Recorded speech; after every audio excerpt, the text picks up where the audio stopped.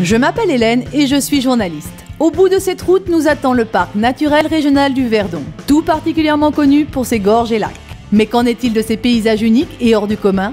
Pour bien comprendre la géologie propre à cette nature exceptionnelle, Beachy, c'est son surnom, propose un détour par les chemins de traverse, loin des sentiers touristiques. Guide haut en couleur, elle narre l'origine de ces gorges les plus grandes d'Europe, longues de 25 km et présentant un dénivelé de 1000 mètres.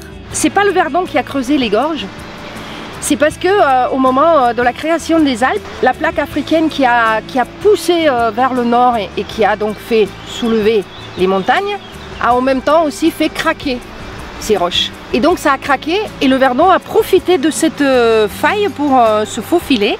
Ce rocher est très intéressant, c'est bien qu'il soit tombé juste là. Il date du Jurassique supérieur. Le squelette, il est très riche en calcium. Et ça donne après la calcite qui constitue en grande partie le calcaire. Tout ça pressé ensemble, ça donne le calcaire. Et ça c'est un corail. Pas naturel qu'il est aussi brillant.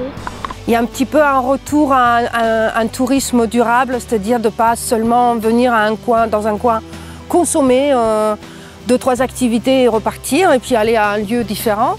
C'est intéressant aussi de pouvoir se poser un peu plus, de voir un petit peu mieux comment ce coin a vécu dans l'histoire, comment on est arrivé là, qu'est-ce qu'il y avait dans le temps, comment vivent les habitants sur le territoire, et puis de découvrir un petit peu mieux peut-être des lieux qu'on n'a pas peut-être forcément habitude de voir, parce que ici par exemple à Saint-Morin, c'est un petit site confidentiel on va dire, et c'est fait pas partie du grand circuit des gorges quoi. Beachy a obtenu la marque Parc. Elle offre aux touristes un autre regard sur le patrimoine local et plus précisément sur les gorges dont l'on profite souvent à l'occasion d'activités de loisirs sans pour autant en comprendre toute la magie. Mieux connaître les gorges, c'est aussi mieux les respecter. Et justement, c'est l'objectif premier de la marque Parc. Et ça, c'est le fameux tuf, qui est aussi du calcaire, parce que c'est la calcite qui se dépose sur les végétaux. Tout ça, c'est du tuf. Donc tous ces murs, comme c'est léger, c'est facile à transporter, c'est facile à tailler.